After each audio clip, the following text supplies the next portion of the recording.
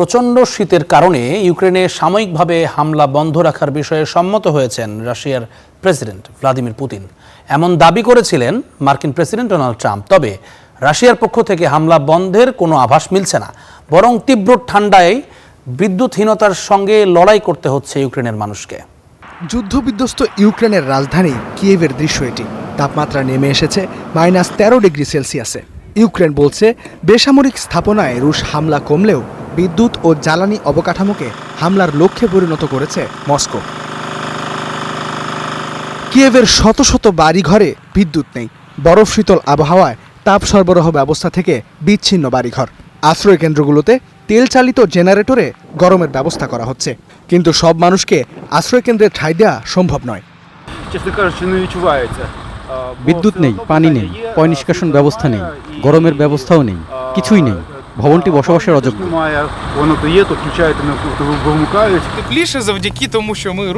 কখনো বিদ্যুৎ থাকে, কখনো থাকে না। এই পরিস্থিতিতে টিকে থাকাই কঠিন।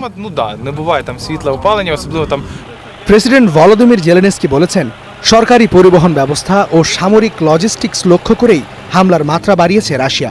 ক্ষতিগ্রস্ত হয়েছে বহু আবাসিক ভবনের হিটিং সিস্টেম। হিটিং ব্যবস্থাকে ঘিরে কিয়েভে পরিস্থিতি এখনো কঠিন। শহরের বিভিন্ন এলাকায় 450টিরও বেশি আবাসিক ভবনে তাপ সরবরাহ নেই, যার বেশিরভাগই রাশিয়ার হামলার ফল। মার্কিন প্রেসিডেন্ট ডোনাল্ড ট্রাম্প দাবি করেছিলেন, বৈরী আবহাওয়ায় মানবিক পরিস্থিতি বিবেচনায় 1 সপ্তাহ হামলা না করার সিদ্ধান্ত নিয়েছেন প্রেসিডেন্ট পুতিন। আমি ব্যক্তিগতভাবে প্রেসিডেন্ট পুতিনকে অনুরোধ করেছি যেন এই সময়ের মধ্যে 1 সপ্তাহ কিয়েভ সহ শহর ও জনপদগুলোতে হামলা না চালানো হয়।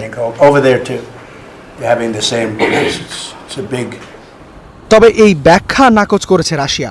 ক্রেমলিন মুখপাত্র দিমিত্রি পেসকভ বলেন, আবহাওয়া নয়, বরং আবুধাবিতে হতে যাওয়া দ্বিতীয় দফা শান্তি আলোচনার অনুকূল পরিবেশ তৈরির জন্যই ট্রাম্প এই অনুরোধ করেন।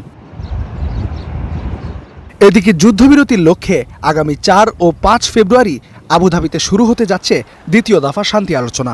এতে অংশ নিচ্ছে যুক্তরাষ্ট্র, রাশিয়া ও ইউক্রেনের উচ্চ পর্যায়ের প্রতিনিধিরা।